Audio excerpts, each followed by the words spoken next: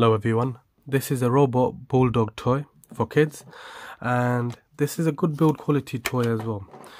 It's fun, it has music built in, and it moves forward and back. It also has sensor at the front as well, so if you touch it like that it will start going backwards, and it requires batteries to operate. So just open this up just to show you. So it requires 3 AA batteries to operate. And then you put this back in, and then if you press switch down, okay, so that's how you makes that noise. It has vivid colors as well, so the eyes would light up, and it also lights up. It has a rubber ears and rubber tail. The rest is made out of plastic. You can get in blue color or red color, and it's battery operated. So stay tuned. I will do a demo just to show you how it operates.